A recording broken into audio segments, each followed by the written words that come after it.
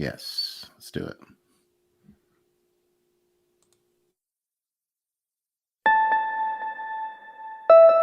Set Phasers, a highly illogical Star Trek podcast.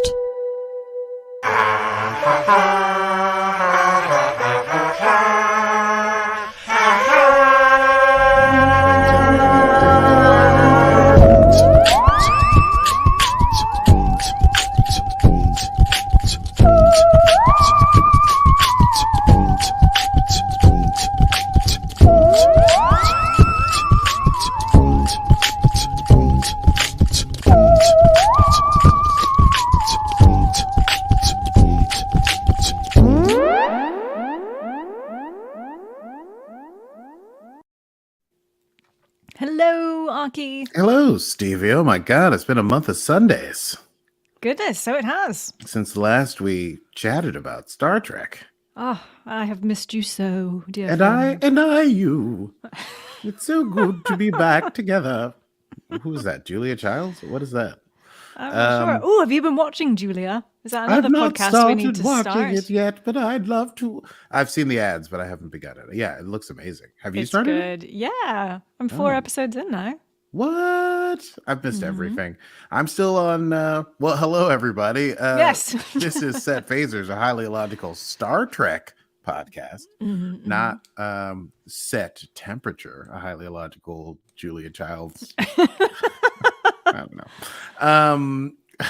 And we're back. We're back, baby. And we're going to be talking about season 2 of Star Trek Picard. We're running it down at long last. We are. Picard.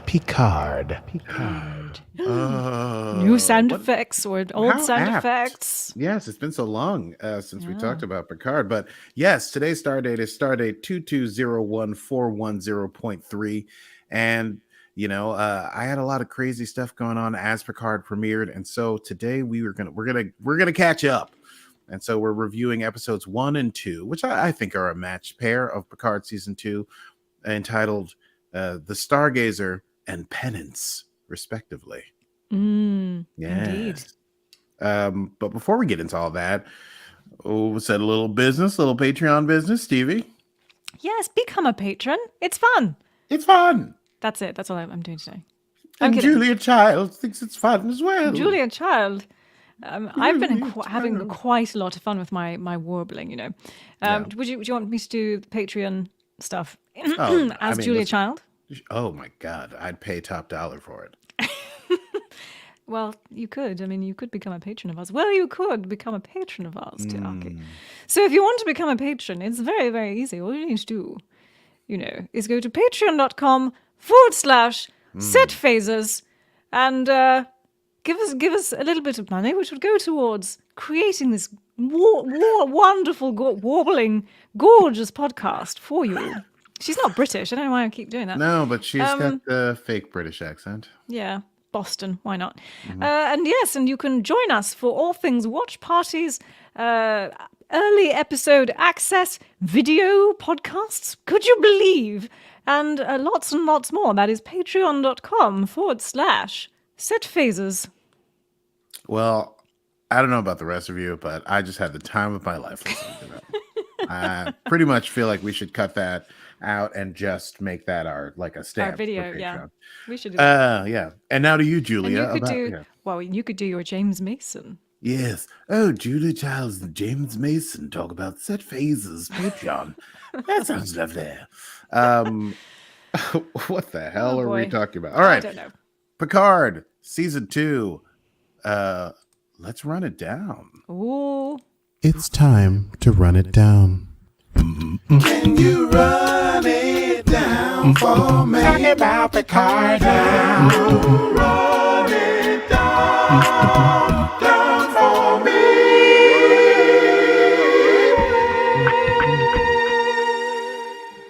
Jean-Luc Picard. Star Trek Picard.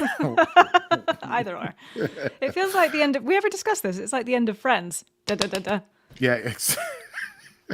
Yes, and in this instance, I mean, what an apt segue, Stevie, because nobody told Picard life was going to be this way, you know? I mean, his love life's DOA. his love life is definitely DOA, and he contributes to some of that Yeah. death. But otherwise, things are going very well in the Star Trek Picard world. When we first enter things, well, okay, when we first enter things, there's a crazy cold open. It's got Starfleet personnel moving through a ship that's definitely under attack, and they're running around, they're getting shot at, and the sparks are coming out of the things, and they finally get to the bridge, and there's all sorts of mayhem. There's like maybe Borg tech is all over the place, and Picard is there, and Picard has to start the self-destruct on the ship, and he turns around to gasp, meet someone. And then we have our classic 48 hours earlier. 48 hours earlier. Flashback.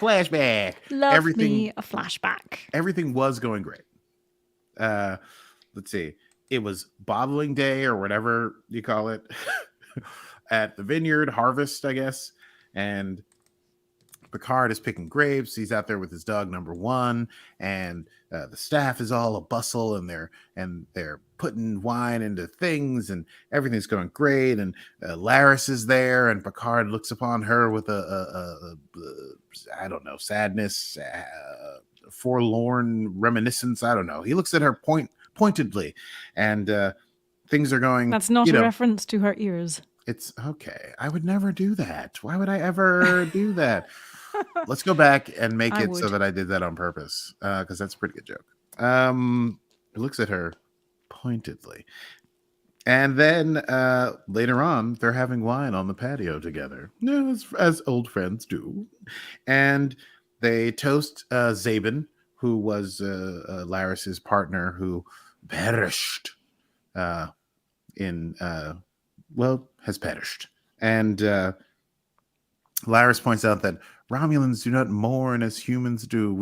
We cherish and respect love by moving on to love another. And then she looks at Picard pointedly.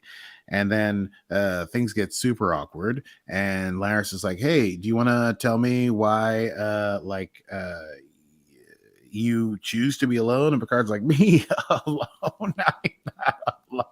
I have so many friends, and things are great.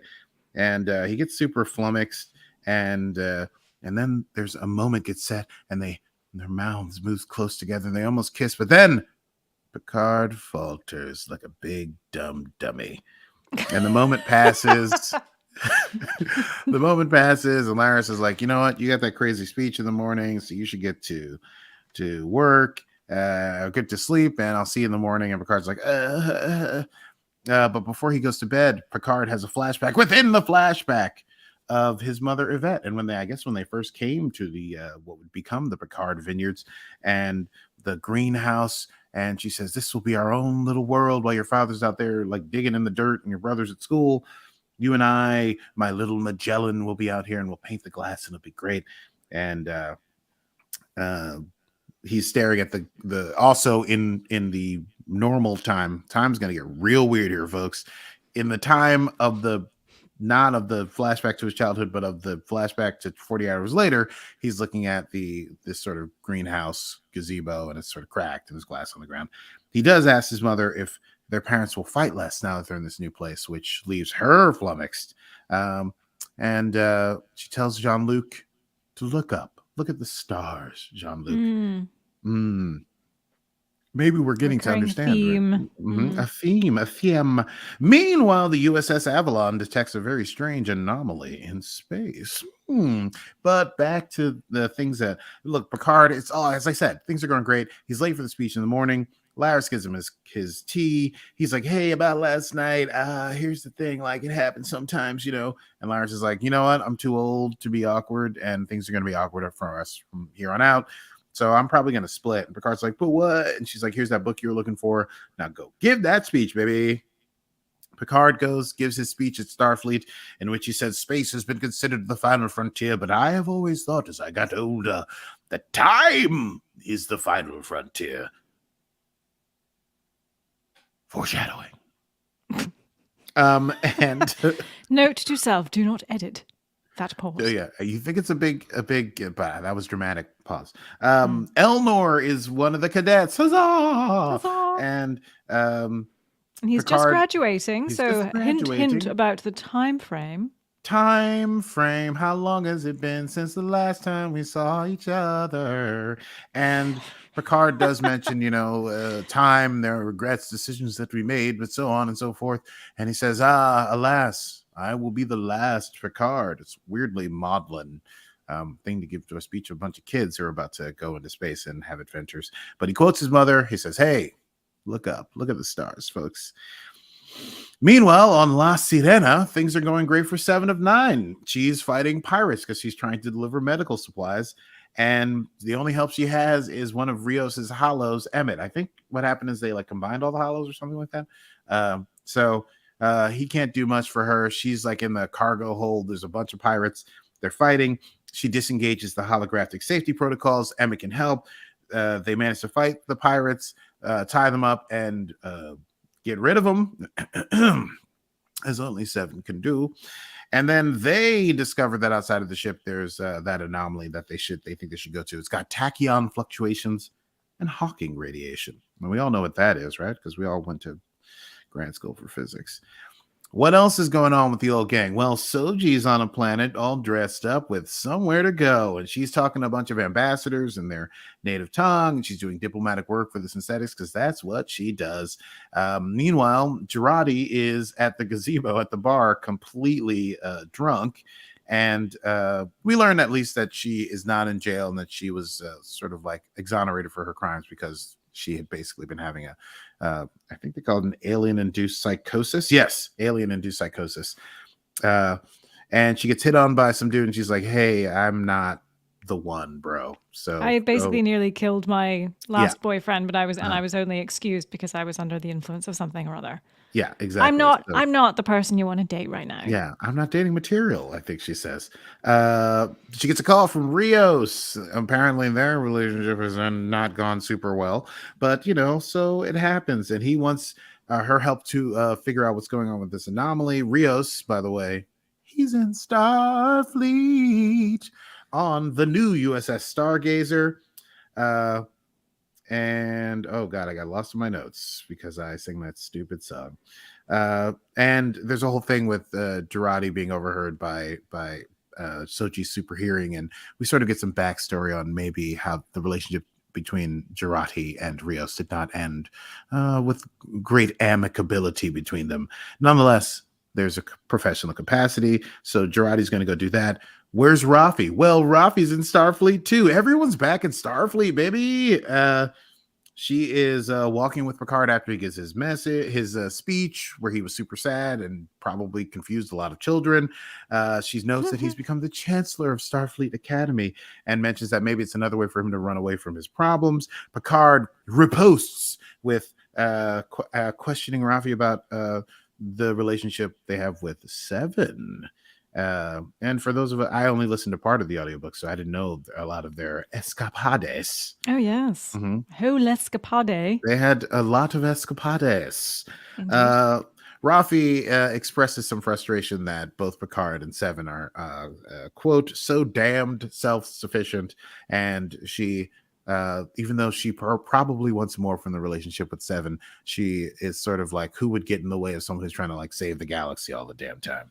But she wonders if Picard and Seven ever get lonely. Meanwhile, Elnor gets his assignment. He'll be on the USS Excelsior. Picard gives him a gift on his graduation day. It's Spock's memoir, typical Picard gift, a book. He tells Elnor not to worry about being too excited, to live a little. Raffi will also be going to the Excelsior to take care of Elnor. Stargazer, meanwhile, gets to the anomaly. They get hailed by Seven and La Sirena, who's there. A little bit of static there between Rios and Seven when Rios sees what Seven has done with the ship.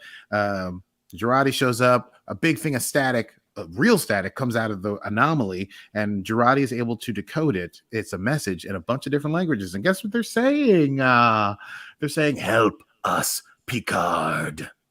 So, yeah, no reason to freak out about that. Meanwhile, Picard goes to visit Guinan, to a bar. And it's 10 Forward. It's a bar called 10 Forward, yes, but not on a spaceship. Is the bar called 10 Forward, or is the address 10 Forward? I forget. I feel like it was number 10 at Forward Ave. Was that what it was? I thought it Yeah. was called 10 forward, but you might be right. It's probably Because number 10 and when he forward now. walks up, there's a number 10 above Yeah. the door. So Guinan went to Earth and found a forward Av and then found Number 10. number 10 and was like, I'm buying this no matter what. Mm-hmm. Well, good on her. We meet Guinan. Picard and Guinan have a little bit of a thing. She thinks she's going to give him tea. He's like, actually, I'm here to talk about matters of the heart or whatever. And she's like, well, we better drink. Get the good stuff. They talk about love briefly. Picard sort of says like he's loved before, but he always knew it would be temporary. Guinan tells Picard he's super brave, but when it comes to love, he's something of a coward. And then maybe he needs to learn how to be, a little bit more... I don't know what the word is, but take a chance on taking a chance on love is basically what Guinan is telling Picard to do. The conversation could go further. However, they are interrupted by the fleet admiral who calls Picard away to let him know that the anomaly is sending that message about wanting Picard to help them, and it's affected Article 13 of the Federation Charter, I believe, which is like someone applying for entry into the Federation for help or something like that. So Picard gets on a shuttle. He goes to the Stargazer. He's impressed at the ship. He's like, hey, the Stargazer was my first command, and this new Stargazer is nice. Seven, not so impressed because some of the technology on this new Stargazer comes from the artifact, the Borg cube from season 1. And she also feels like people are pretty paranoid that she is on board and, ex-Borg. Ex-Borg on board. XB. XB. She's an XB. XB. XB. They get to the bridge.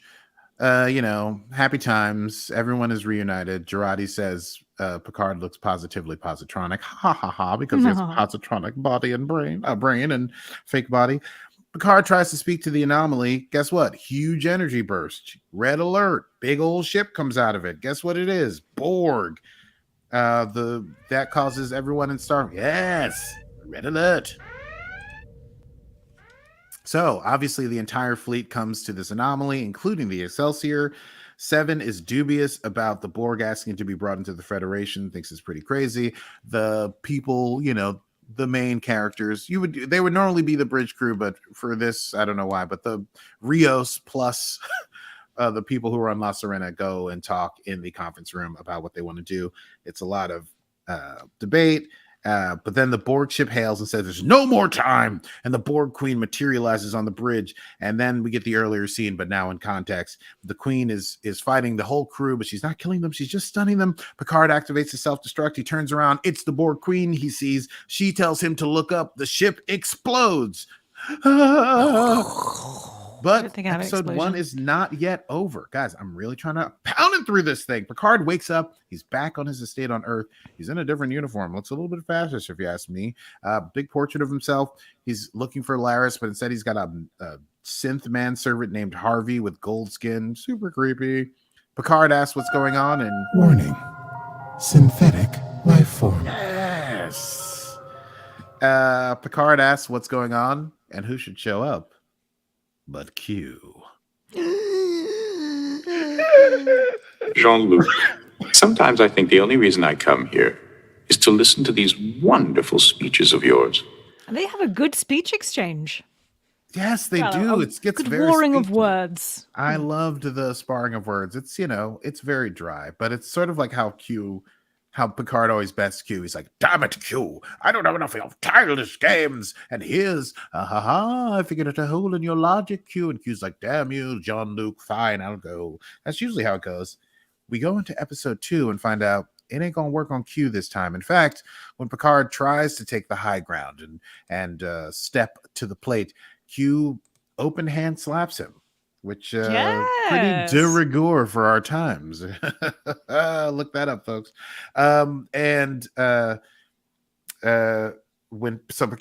Picard is like, stop patronizing me. Q slaps him and says, listen, buddy, this is not another game. This is not a lesson. This is penance. Penance. And he's got pretty bug-eyed. He's looking like he's not really in his own mind. He shows Picard this is the end of the road not taken, and it's kind of like evil Picard basically, but they really souped up the old archetype on steroids.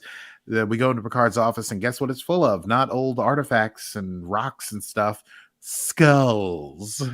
Skulls of people he's killed. He collects heads. Yes. General Martok of the Klingon Empire, Yep. Gul Dukat of the Cardassian Empire, and Yes. even, most alarmingly, Sarek, who Highly apparently, alarming. Picard killed on the steps of the Vulcan Science Institute in front of Spock and Amanda. Amanda? Wait. They said his child and his wife, because I guess there would be no Spock, because would there have been a human woman who would have dated Sarek? So don't get, guys, I said, time gets crazy. Don't think about it too much. Maybe there's no Spock in this universe. Q disappears after they fight back and forth, and Harvey, the weird manservant, informs Picard that it's Eradication Day, the day that they eradicate people. Meanwhile, things have gone terribly wrong for everyone else as well, but in very weird ways. 7 of 9 wakes up, 7 of 9, aka Annika, and she's in a bed. She has no. Oh, I didn't hear you there. I just want to check when we could do our 7 of 9. Oh shit! Right now. Yeah. I forgot. My bad. 7 of 9. What's going on with 7 of 9? Hit him.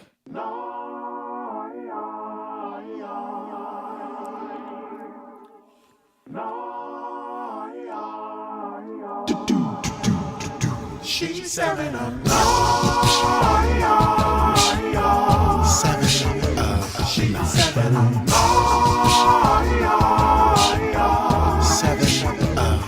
7 of 9. Guys, I don't even know how to air drum. That was really fun. I forgot all about that. What a banger. That was a banger. Woo. I wish you would release that.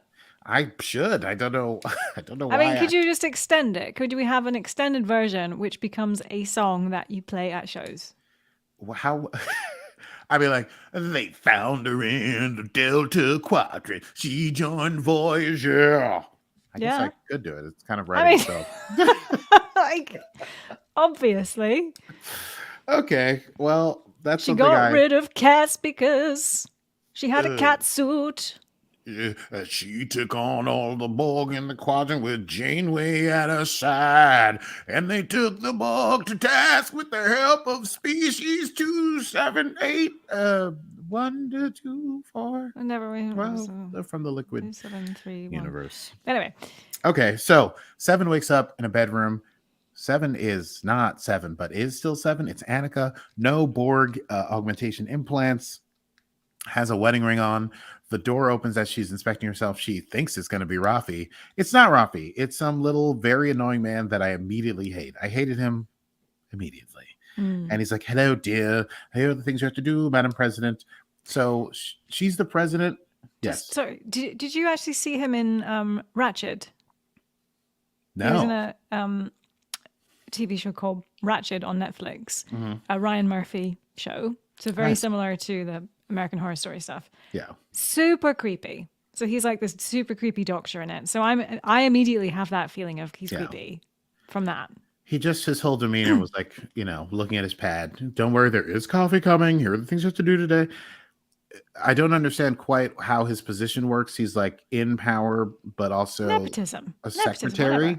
Yeah, he's the magistrate for the president. So he comes in. Turns out she's married to some dude who sucks. There's news from the Vulcan front. 7 finds out that Colonel Rios is out there. So 7 immediately gets the gears working, goes into what she presumes is her office, asks to speak to someone from the Vulcan front. They suggest, I think, Admiral Sisko. Ooh, reference. She says, no, I want someone on the front lines. Give me that, what was his name? Colonel Rios that you mentioned. Yeah, I want to talk to him. And then we flash to Rios. Rios, what is he doing? He wakes up commanding a ship in the middle of a huge dogfight in space with Vulcans. And all of his underlings are like, yeah, we're going to stomp those green bloods into the dirt. They're nasty, disgusting aliens. It's the worst kind of thing. He's in his ship. He gets a call from 7. He picks it up. They go to a private channel. Through code, they manage to figure out that they both are like, what the heck is going on? And so she immediately gives him an order to return to Earth. Where's Elnor? Well, Elnor wakes up in Okinawa, I think. A building explodes. Apparently, he's part of a crew of some sort of underground rebel radical terrorists who are anti. Oh, by the way, I didn't say it's the Confederation of Earth that is running the planet. And that's who Seven is the president of, and Picard is the evil general dog of. So he's running with anti-Confederation terrorists. They get caught by Confederation forces. The woman he's running with gets like taken out immediately. Then he gets held up, but then he gets saved by Raffi. But then more people show up. I guess Raffi is part of the security force, so she's on the inside. So they have to play like he's a prisoner. So she arrests him to keep him safe. Meanwhile, Seven heads to the Seven heads to the Eradication Day speech. And she finds out more about what's going on. She gives a speech, and then they, quote, eradicate dissidents, alien sympathizers, and terrorists. And they have a special one that they're going to eradicate today. So they have to go see Dr. Jurati to meet the special alien they're going to eradicate. Dr. Jurati wakes up in the lab. She's talking to an animated cat on a pad, spot 73. She wonders what the heck is going on. But also it's like, yeah, this is great. Of course, another reason to basically have like a psychic break. President Seven shows up with magistrate creepy guy. They ask to see the special prisoner. Who's the special prisoner? Ding, ding, ding. 'Tis the Borg Queen, the one who told Picard to look up. And the Queen seems to be aware of the situation as well. Yeesh. Can you repeat that?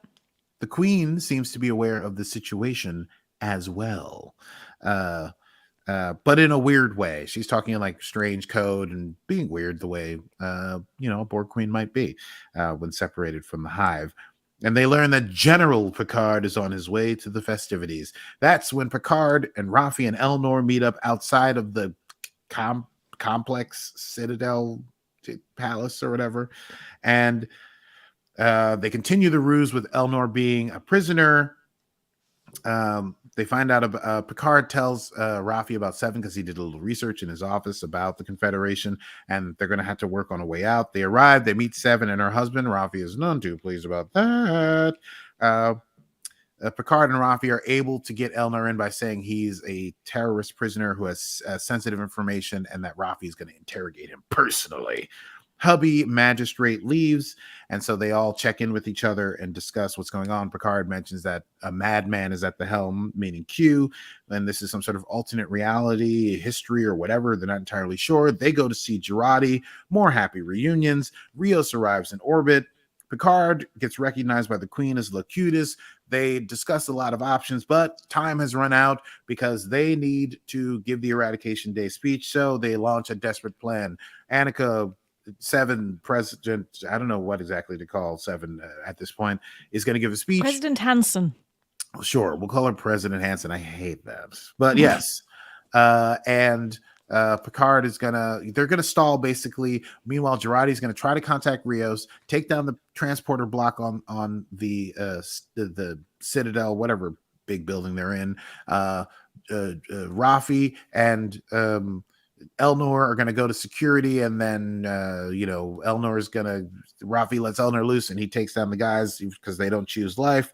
And Rios is annoying Jurati as she tries to work on the transporter lock. Picard hesitates to kill the Queen. When the time comes, the crowd turns. The magistrate notices, but just at that moment, Jurati does it. Boom! They beam out. Everybody beams out. They're on the ship.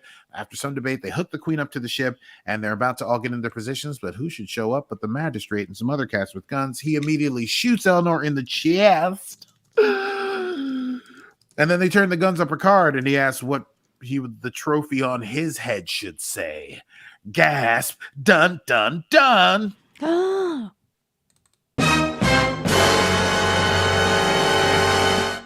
And here endeth episode 2 of Picard, season 2. Woo! Yeah. Woo, that was. We haven't done 2 episodes. Good job. Quite some time. Oh God. Ooh, really feel it in my bones. Should we chat about that? Let's do.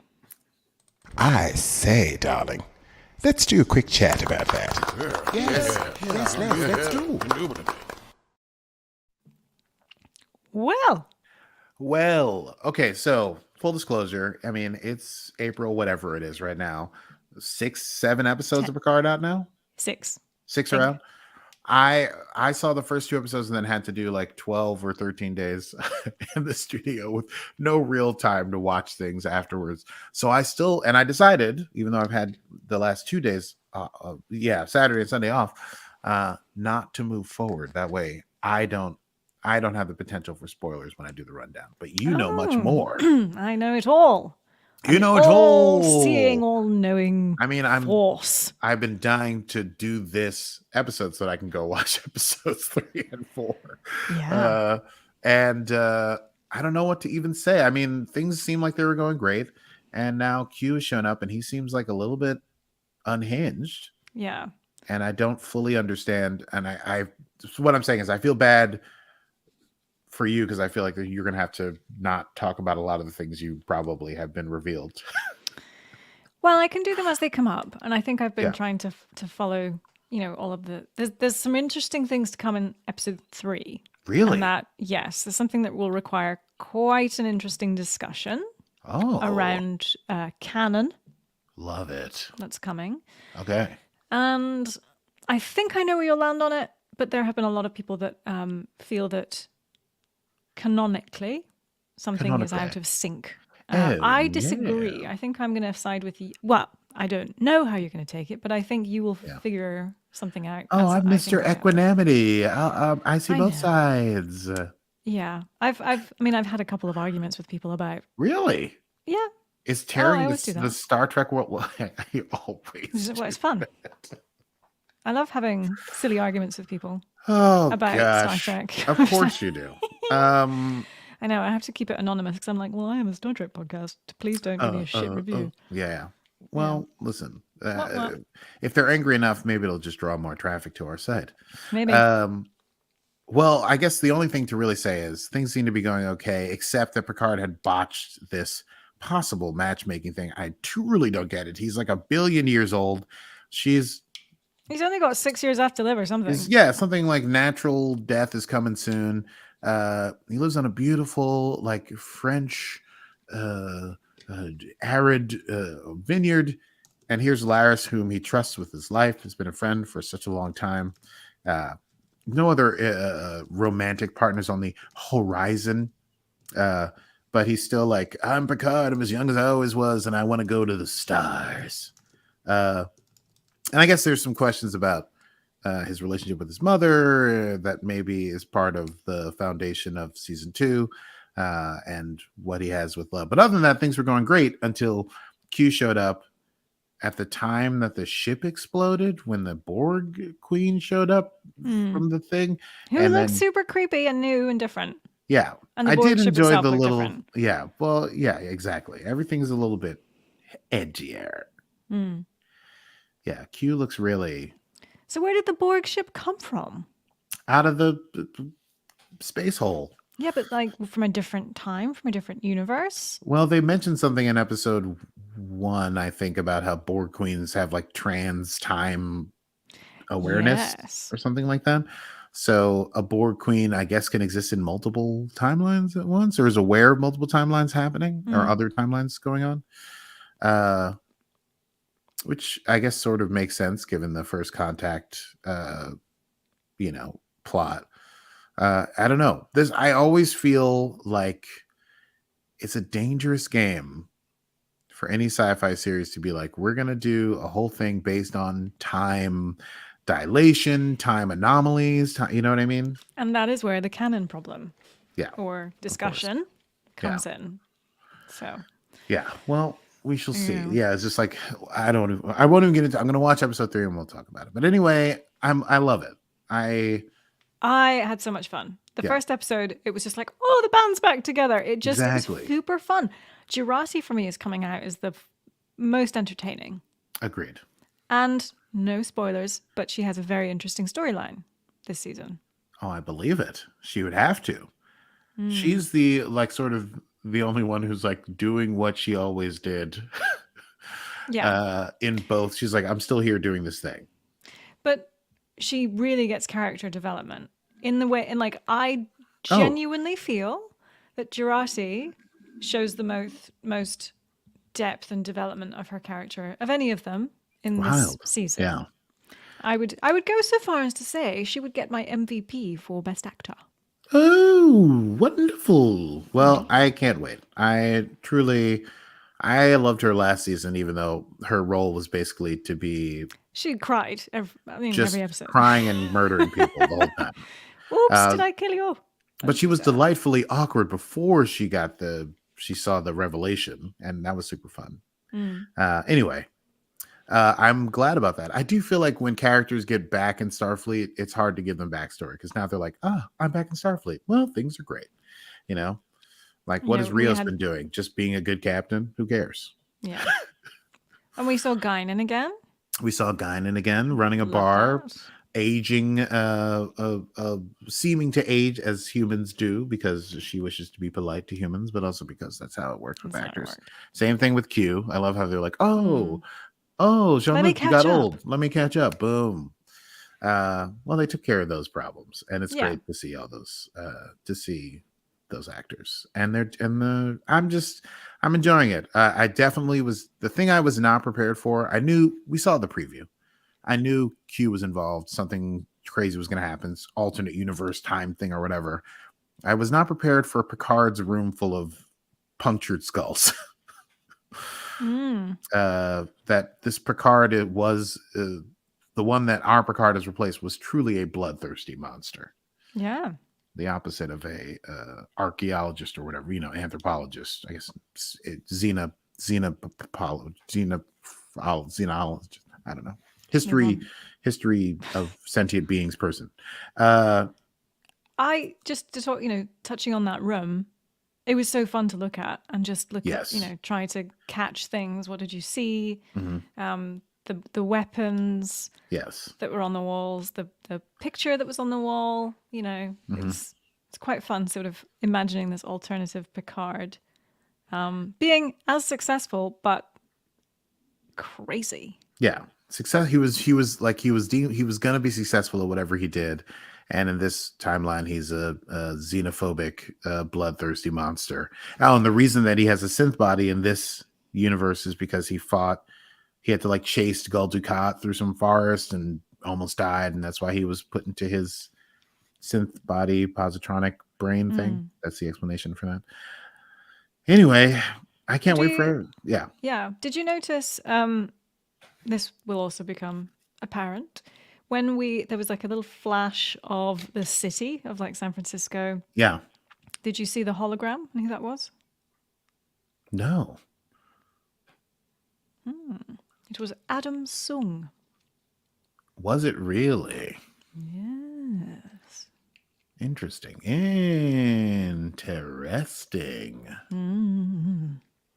Very interesting. Wonderful. So well, it's a little Easter egg. Easter egg. Oh, well, Is it? It's not really an Easter egg. It's more of a plot point. A plot point. I seem to remember sort of seeing that the first time I watched it, but not in this rewatch when I was just taking notes and stuff. So I may have to go just look at that scene just to see what the deal is. Anyway, I'm very excited for episode 3. Yes, as you should. And there are so many Easter eggs, and you'll see why. Wonderful, wonderful. Should we move on to quotable moments? Uh-oh. Oh, yes. Yes, we lost your quotable moments. Quotable moments. Quotable moments. All right. For you. Welcome, my friend, to the end of the road not taken. That's cute. Melodrama very well. Q being a rabid dog. I don't know. I had one. Rios. Get us there as fast as you can, short of flying us through a sun. I love that. Rios is great. Great captain.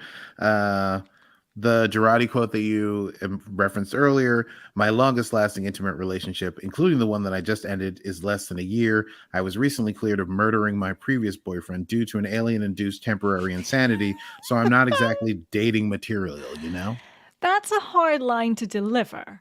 Yes. That is a long bit of text, and it doesn't flow off the tongue. Right. And she was pretending to be drunk. Yeah. So just magnificent. Wonderful. I had Jean-Luc, you're being ridiculous. Excuse me. Excuse me. Dare you? Excuse me? Ridiculous. Yes, that was great.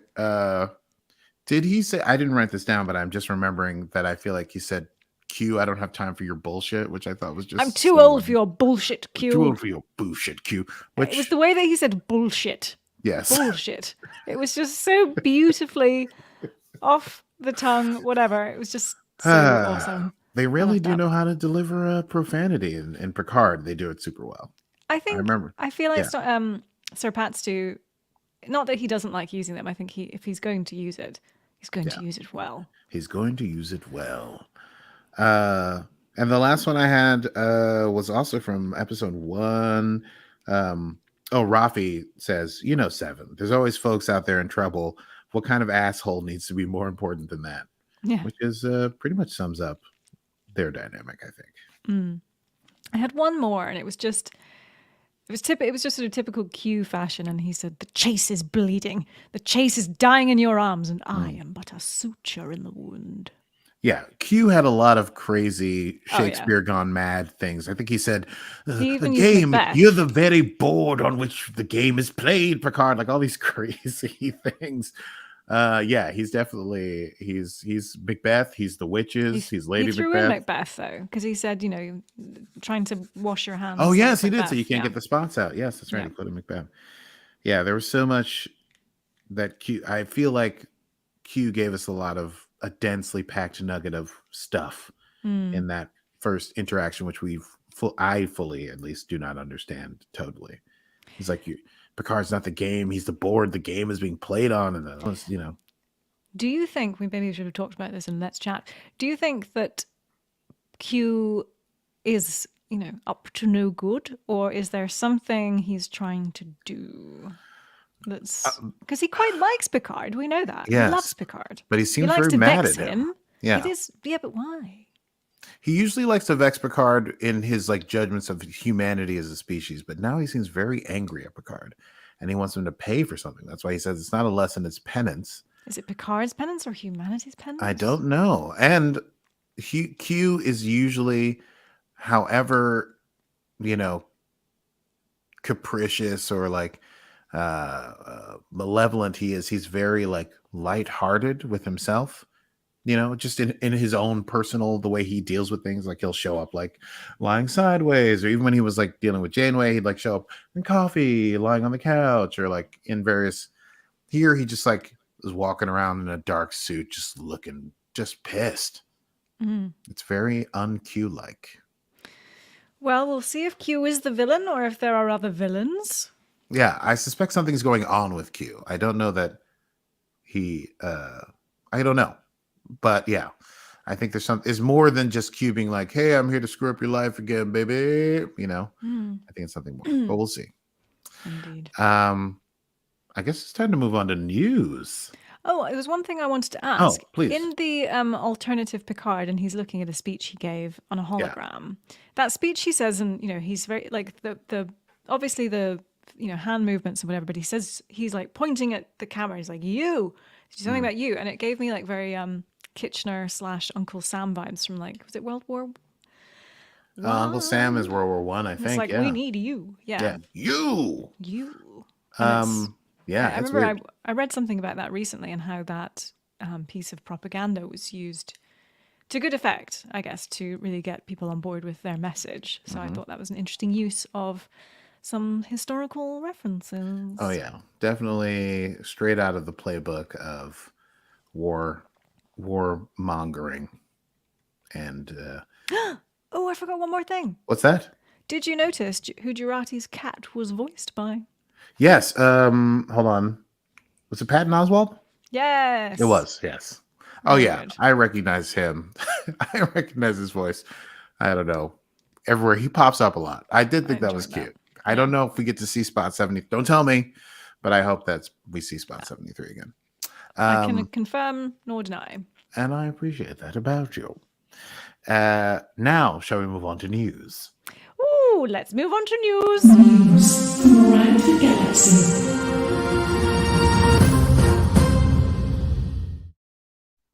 Well, there's actually quite a lot of news because dear listener, it was recently Star Trek Day. Star Trek Day. Star Trek Day, which is rather fun. And of course, this weekend it is Star Trek Mission Chicago.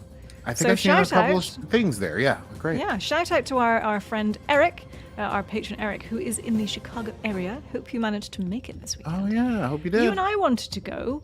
We but did. We had big plans. Schedules, your schedule with studio stuff, and yeah.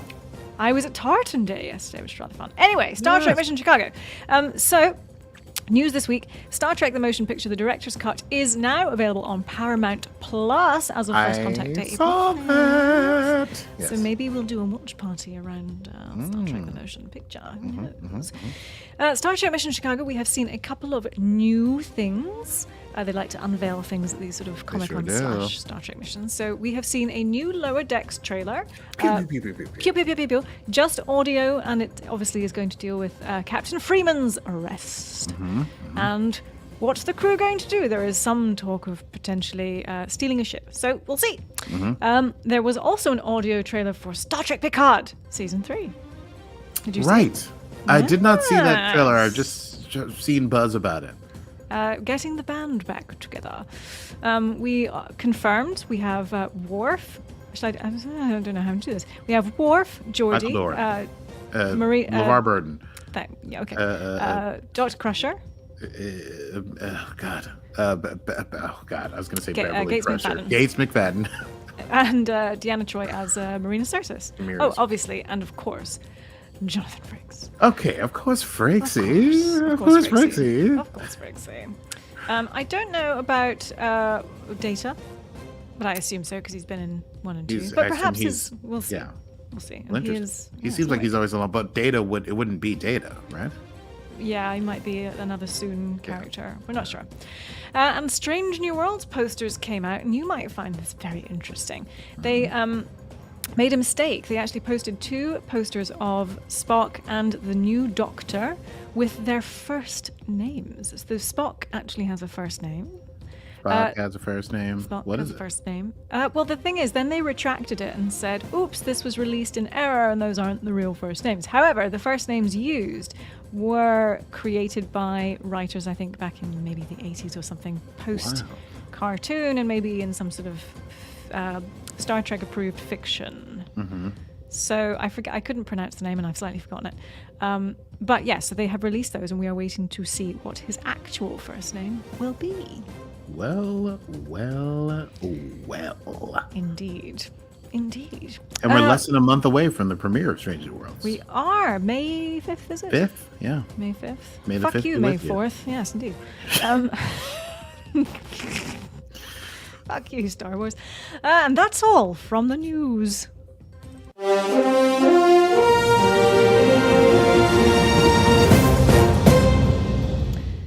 Well, that's rather fun. I think it's time for next time. Woo! Next time on Set Phasers. Next time. Yeah, listen, gang. Are we going to do 2 episodes? I meant to mention this before. We ought right. to. We so ought to catch do up and then be current.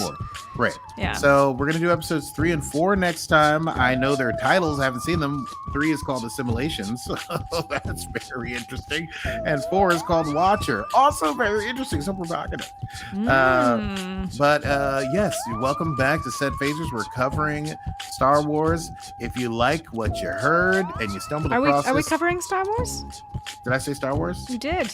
Oh, because you put it in my head. I'm sorry, that's my fault. With your vitriol. We're covering Star Trek.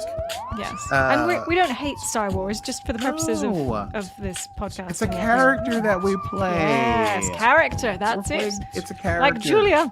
And James. Julia and James. Oh, this could be our next radio podcast. This is not bad. Yeah, Julia we should make and many James. episodes of Julia and James. Yeah. So why did that happen? Listen, we put out new episodes every Monday when we get our act together, and our act is together right now. So we'll be dropping new episodes about Star Trek Picard and Star Trek Strange New Worlds for the next couple of weeks. So please find us wherever you get your podcasts. Indeed. And if you want to join our Patreon, please do. We are at patreon.com/setovens. Oh dear. You know by now it's Set Favors. Yes, And we would love to have you as part of our community. Because we get together, we have Zoom parties, which is rather fun. Watch parties also, and you, of course, get early access to audio and video episodes, respectively. Patreon.com/setphasers. If you want to see what we look like when we do these ridiculous voices, you only need to become a patron of the podcast. And our air drumming. It's stupendous. And Yes. because this Picard is going to happen every episode. Yes. What else do we normally say? Meme Game Strong. Do follow us on Instagram and Facebook. It's all Stevie. I basically don't do anything, but I am here as a cheerleader. Rah says boom rah. Oh dear, well until next time, I am Stevie Mans, cooking up something in the kitchen, just for you. And I'm a Borg queen and the world is a lie.